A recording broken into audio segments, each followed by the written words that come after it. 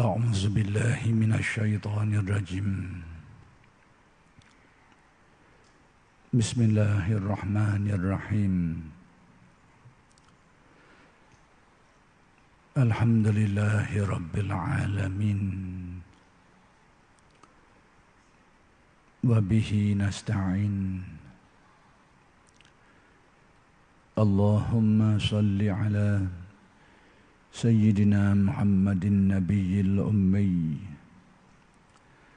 وعلى آله وصحبه وسلم رب اشرح لي صدري ويسر لي أمري واحلل عقدة من لساني يفقه قولي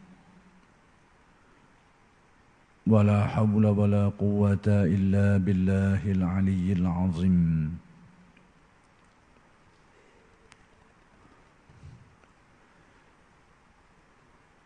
إلهي أنت مقصودي ورضاك مطلوبي أعطني محبتك ومعرفتك Assalamualaikum warahmatullahi wabarakatuh. Alhamdulillah wa syukru lillah wassalatu wassalamu ala rasulillah amma ba'du. Pertama sekali kita bersyukur kehadrat Allah Subhanahu wa taala yang telah melimpahkan dan mengurniakan kepada kita bermacam-macam nikmat. Sama ada nikmat yang zahir maupun nikmat yang batin. Mudah-mudahan segala nikmat-nikmat itu sentiasa dikurniakan kepada kita dan dijadikan kita orang-orang yang mensyukuri nikmat. Mudah-mudahan dengan berkat syukur Allah Subhanahu wa taala sentiasa menambahkan kepada kita nikmat-nikmat dan kurniaan-kurniaan yang lain. Kuliah Masjid Abidin pada malam ini ingin meneruskan lagi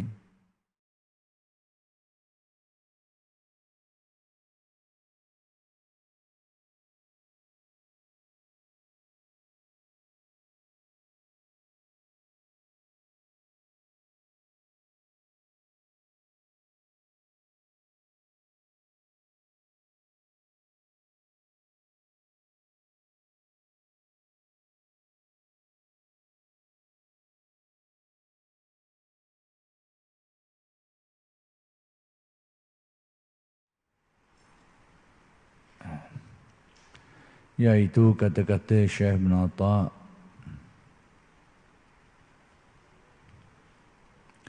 ibaratuhum imma li faydani wajdin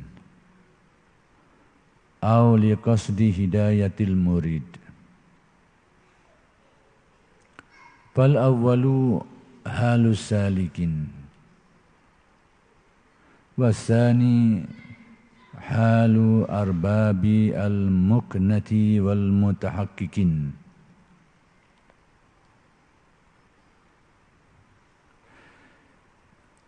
Kata hikmat mereka itu, yakni ahli tasawuf itu, jika tidak kerana luapan perasaan yang penuh dalam hati yang tidak dapat ditahan atau kerana tujuan memberi petunjuk pada seseorang murid. Yang pertama itu hal keadaan orang yang masih salik, yakni sedang berjalan. Sedang kedua, hal keadaan orang yang sudah matang dan mendalam benar-benar dalam ilmu hakikat.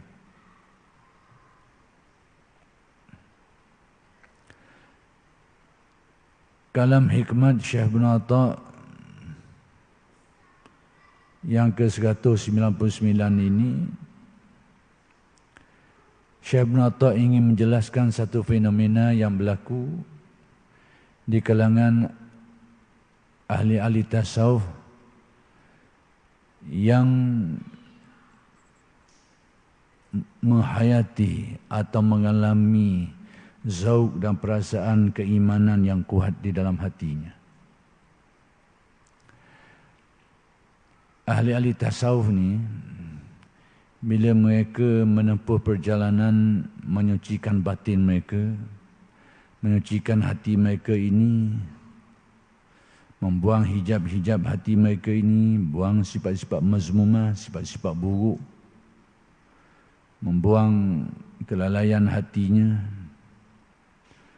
dalam usaha untuk meningkatkan tahapan nafsu supaya meningkat daripada ammarah kepada lawamah, kepada mulhamah, kepada mutmainnah dan sebagainya. Apabila mereka menempuh perjalanan ini, proses ini, kadang-kadang berlaku apa yang disebut sebagai mereka mengalami zauq. Mereka mengalami suatu perasaan yang timbul daripada keyakinan dan keimanan yang semakin meneguh di dalam hati. Ini adalah merupakan satu pengalaman yang agak khusus sikitlah. Jadi kalam hikmat Syekh Ibn Atta yang ke-199 ini agak kurang sesuai kepada orang awam ramai lah. Lebih kepada orang ahli tasawuf yang agak khusyuk yang menempuh perjalanan penyucian jiwa dia tu. Dalam proses itu dia mengalami ehwal, mengalami suatu perasaan zauq. Dari mana datang semua ini? Iaitu datang daripada nurul iman, cahaya keimanan yang mula menyinar di dalam hati. Jadi apabila nurul iman ini mula bersinar di dalam hati, dia akan menumbuhkan suatu zauq, satu perasaan. Contoh mudahlah, apabila seseorang itu dibukakan mata hatinya itu, dibersihkan mata hatinya itu, sehingga pandangan mata hati ini, basirah itu melihat kepada keluasan rahmat Allah Ta'ala, maka dia akan menimbulkan rasa lapang dan gembira. Itu zauq, rasa. Dan perasaan-perasaan ini pula berbeza-beza. Ada yang kuat, ada yang lemah. Bergantung kepada banyak faktor. Antaranya faktor kekuatan nurul ma'rifat tadi. Kekuatan cahaya iman yang bersinar di dalam hati dia itu. Maka itu akan menimbulkan perasaan. Demikian juga apabila seseorang itu yang berusaha menyucikan batin dia ni dengan amalan-amalan, dengan zikir dan muraqabah dan sebagainya, sehingga hati, cermin hati dia itu tersingkaplah hijab-hijab yang menutup, sehingga cahaya iman, nurul iman ini semakin terang dan teguh. Maka dia akan menimbulkan suatu zauq dan satu perasaan. Contoh seperti Allah Ta'ala membukakan, membersihkan mata hati kita ini, basirah kita ini, sehingga melihat kepada Allah Ta'ala yang maha memelihara, yang maha menjaga. Hati dia bermakrifat terhadap Allah yang menguruskan hamba-Nya, yang menjaga, yang melindungi, sehingga tak akan berlaku suatu perkara itu kecuali dengan apa yang, melainkan semua itu dikehendaki olehnya, ditakdirkan olehnya. Dia pandang kepada Allah Ta'ala, makrifat hati dia itu memandang kepada Allah Ta'ala yang maha menjaga. Maka pandangan itu menimbulkan satu zauq, iaitu zauq hilang rasa ketakutan, hilang rasa kebimbangan dan ketakutan dari dalam hatinya. Jadi zauq ini, perasaan-perasaan ini tumbuh dalam hati, hasil daripada mata hati memandang hakikat-hakikat iman. Sama ada memandang kepada af'al, perbuatan Allah, bahawa dialah yang melakukan segala kejadian yang berlaku. Tidak akan berlaku satu kejadian itu kecuali dengan kehendak dan kekuasaannya. Atau dia memandang kepada sifat-sifat Allah, bahawa dialah yang maha mengetahui segala-galanya, sehingga tidak ada suatu perkara pun yang terluput daripada ilmunya. Dia maha berkuasa, maha berkehendak, maha mendengar, maha melihat segala-galanya. Atau dia memandang kepada zat Allah, zat Tuhan yang maha suci, yang maha esa, yang maha kekal, yang tidak ada, yang tidak memerlukan kepada sesuatu yang lain, yang tidak ada permulaannya dan sebagainya.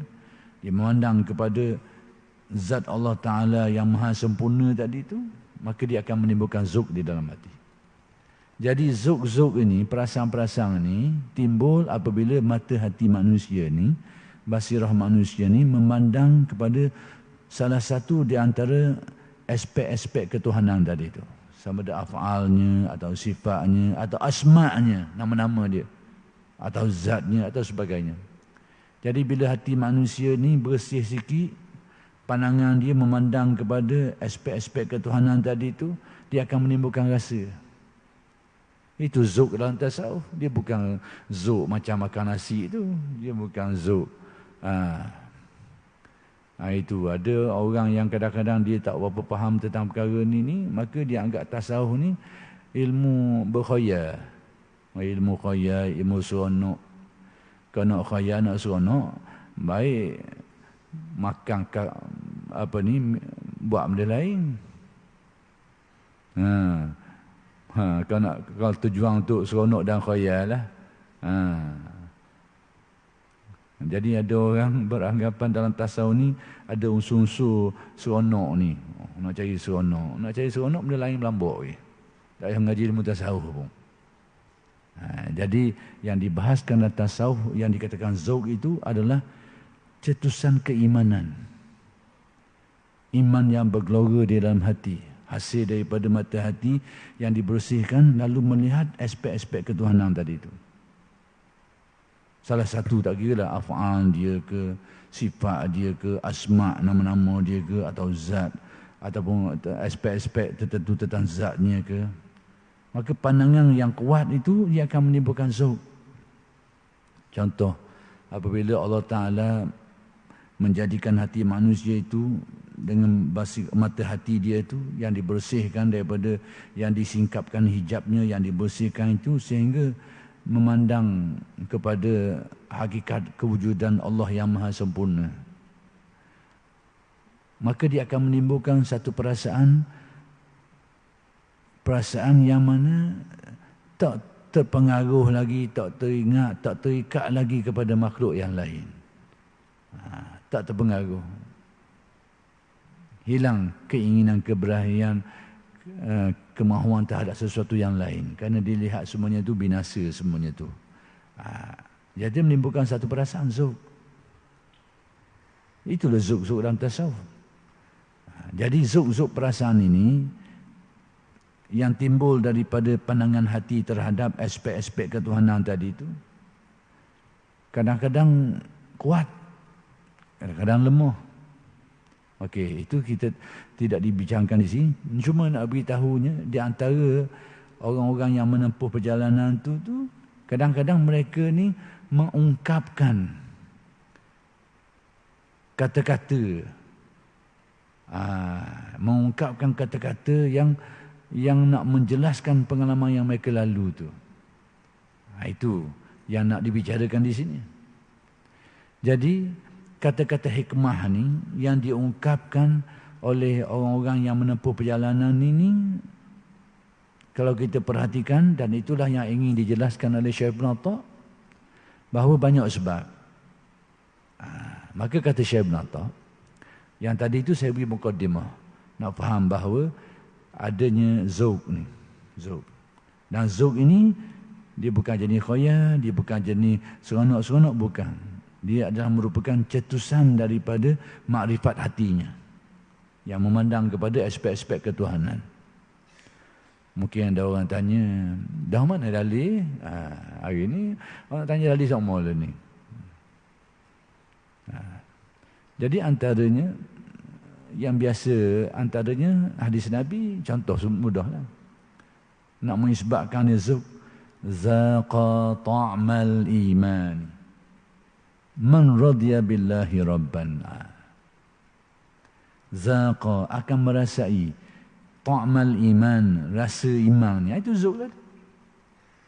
Iman ini bila semakin mendalam, semakin kukuh, dia akan membuahkan rasa yakin, gembira, lapang, kadang-kadang mari rasa takut, rasa sedih. Tengok aspek ketuhanan mana yang dia pandang.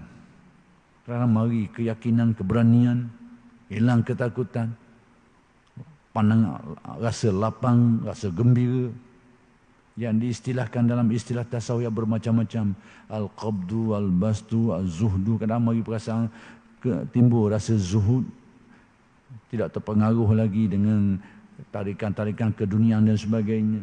Itu semua zuhud perasaan. Tapi mari dari mana semua ni? Daripada makrifat hati yang memandang kepada aspek-aspek ketuhanan tu. Bila hatinya mula jernih, membuahkan zuhud tu.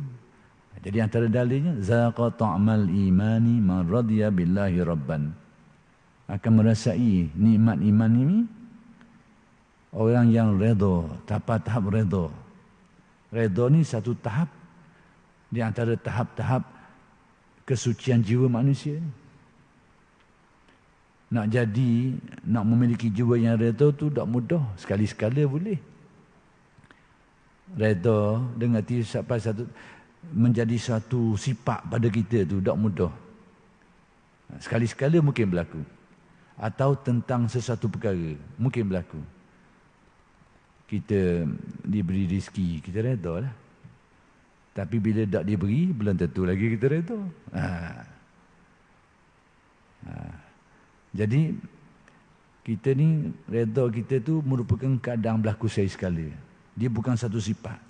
Tapi bila jiwa manusia ni mengalami proses penyucian, dia akan redha tu jadi sifat bagi jiwa dia tu. Pada waktu itu, hadis tadilah, zaqa ta'mal iman, akan rasa nikmat iman ini, man radiya billahi rabban, orang yang redha Allah itu sebagai Tuhannya. Jadi hadis ni pertama sekali, dan itulah yang kita nak tengoknya, menyatakan bahawa iman itu ada bahagian rasa dia tu, ada bahagian zuk dia tu. Jadi nak kabarnya bahawa iman kita ni ada iman yang statik. Statik ni tasdik, keyakinan, yakin, percaya, tak ragu. Kerana ada dalil. Akal kita, hati kita ni tasdik, membenarkan adanya Allah, Allah Maha Kuasa, Allah berkehendak. Tapi tidak menimbulkan rasa dalam hati. Itu iman taraf tasdik. Iman kita semualah.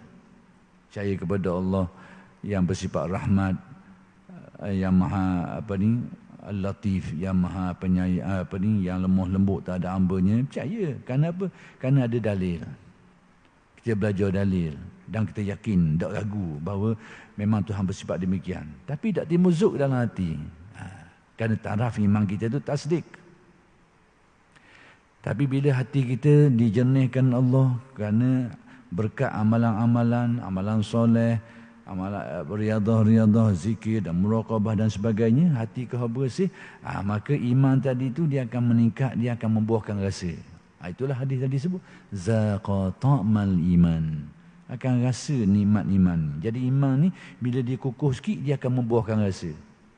Jadi zuk-zuk ni yang dibahaskan dalam tasawuf tu bukanlah feeling, bukanlah jenis yang kita bayangkan orang seperti yang golongan muda-mudi terlibat tu. Makan barang-barang tertentu, guna barang tertentu untuk feeling, bukan macam tu. Zuk ni sebenarnya cetusan iman dia tu. Jadi dari segi yang lain, dari sudut yang lain, nak beritahunya bahawa zuk ini adalah alamat, tanda bahawa iman itu sedang mengukuh. Hati manusia menjadi lebih murni, lebih jernih, maka dia akan membuahkan zuk ini. Jadi zuk ni fungsinya keyakinan tu jadi bertambah. Penghayatan ibadah kita menjadi lebih baik. Itu fungsi zuk. Keyakinan jadi semakin bertambah, semakin terasa benarnya. Pengabdian diri kita kepada Allah semakin dirasai khusyuknya, hadir hatinya. Itu zuk yang ada dalam tasawuf. Bukan jenis feeling-feeling, jenis khayal-khayal tu. Keyakinan ni tumbuh, yang akan memperkukuhkan keyakinan kita dan ibadah kita kepada Allah. Jadi yang saya nak sebut tentang zuk tadi tu. Jadi sekarang yang nak disebut oleh Syekh Ibn Atta ni, persoalannya sekarang di antara mereka ni yang dikurniakan Allah mengalami zuk-zuk ini, ada yang meluahkannya, mengungkapkannya, dan ungkapan dia itu menjadi kata-kata yang dianggap sebagai hikmah, kata-kata yang agak mengandungi kebijaksanaan, terungkap.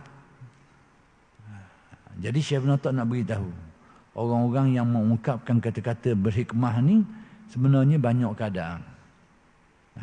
Baik, lalu kata Syekh Ibn Atta, apa dia kata? Kata hikmah mereka itu,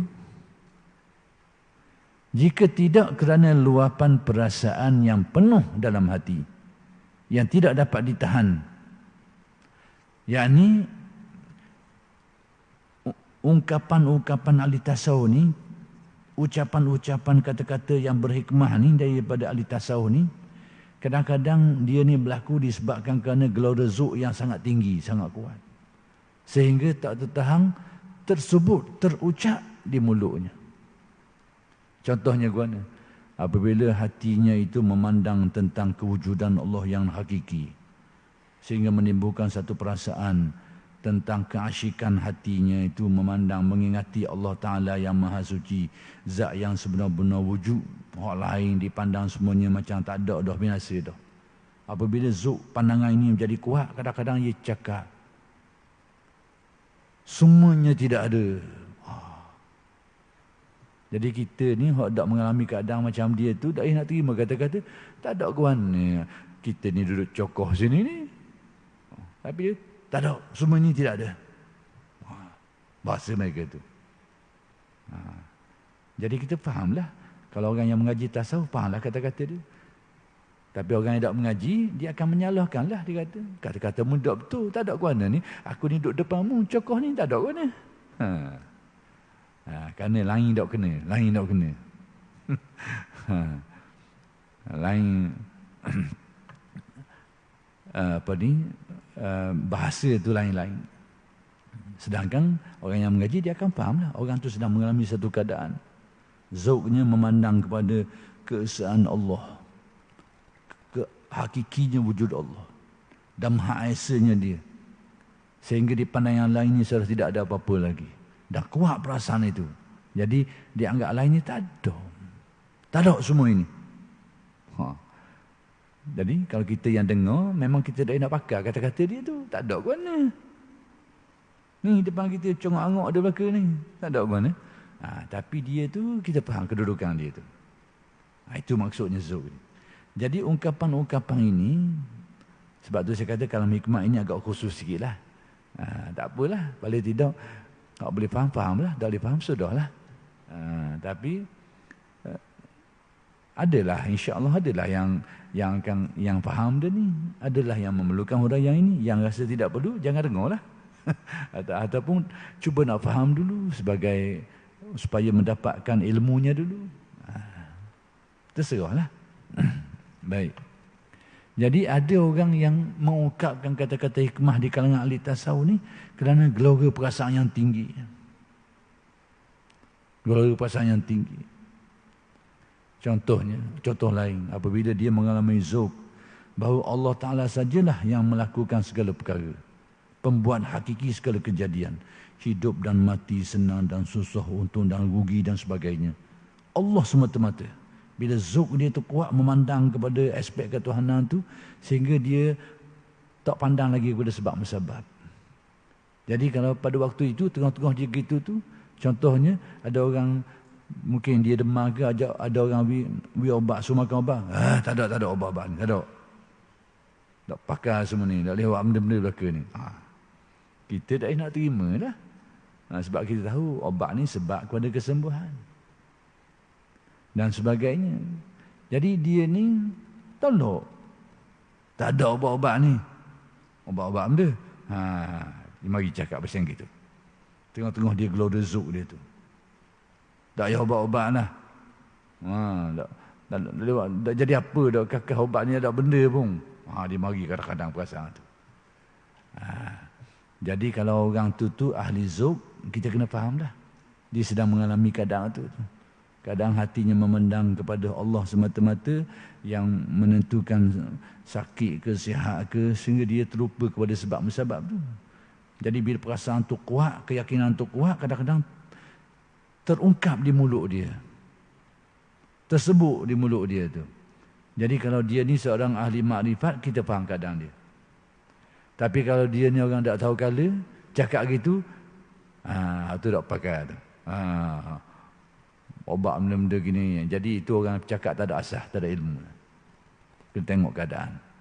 Jadi Syekh Ibn Atta' nak khabar bahawa kata-kata seperti itu tu, salah satunya kadang-kadang berlaku dalam keadaan macam ni. Faidan, limpahan perasaan, zuk yang tinggi. Keyakinan makrifatnya tu yang membuahkan perasaan yang kuat, melempoh gelora dalam hati dia tu, sehingga terungkap kata-kata macam tu. Jadi kata-kata tu pada orang ramai tak boleh pakai lah.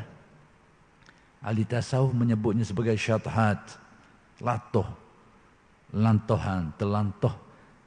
Ia tubik kata orang. Jadi kita yang dengar ni memang tak boleh nak terima benda tu, tak boleh pakai, tak sesuai dengan kita. Tak sesuai dengan kita. Tapi kalau orang mengaji ilmu tasawuf ni, dia fahamlah orang-orang macam ni.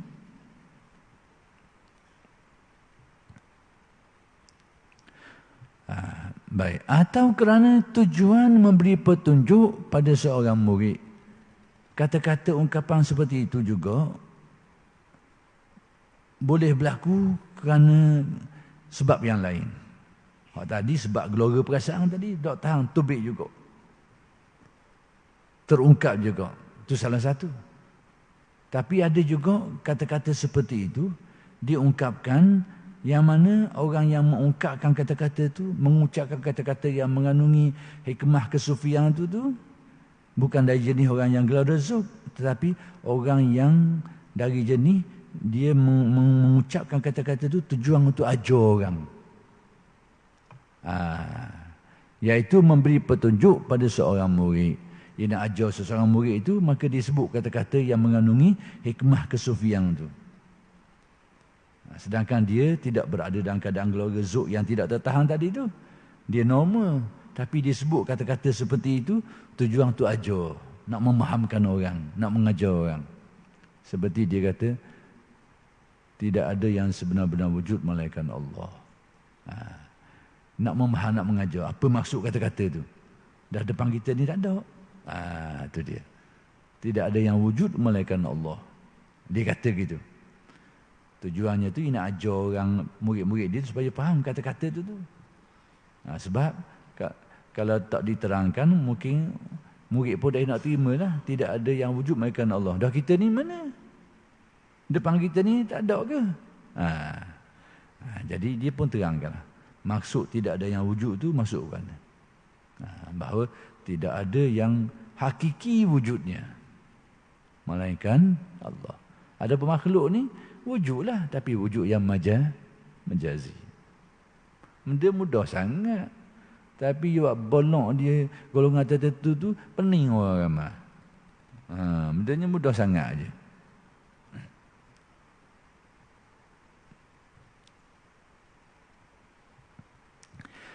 Baik. Yang pertama itu, golongan yang pertama ni yang mengungkapkan kata-kata yang mengandungi hikmah kesufian ni, hal keadaan orang yang masih salik. Yang ini orang yang masih dalam proses lagi lah, dalam perjalanan. Tiba-tiba dia mari pengalaman zuk yang kuat tadi tu. Lalu terkeluarlah ungkapan-ungkapan yang mengandungi hikmah-hikmah kesufian. Yang orang yang tak mengaji ilmu ni mungkin tak apa nak takak molek. Tak nak takak. Maksudnya kalau kita dengar pun kalau kita bukan ahli bidang ni, kita akan kata-kata mudah betul tak pakai. Memang betul lah. Jadi orang yang mengatakan kata-kata tu tak betul tu betul, tak salah.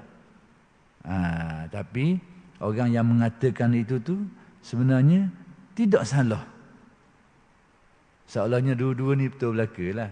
Kita yang dengar kita kata kata-kata tu tak betul tu betul. Tapi orang yang kata tu dia tak salah. Kerana dia ada maksud-maksud tersendiri. Contoh tadilah. Tak ada semua ni, tak ada. Jadi kita ni, hak dengar ni, kita kata kata-kata pun tak betul, tak ada mana depan mata ada belaka ni. Jadi kita kata dia tak betul lah. Hak kita kata tu betul lah, tak salah kita kata. Tapi orang hak kata tadi tu, tak ada yang lain, dia tu betul juga, tak salah. Betul dari sudut dia. Tu dia. Jadi kena faham molek benda ni.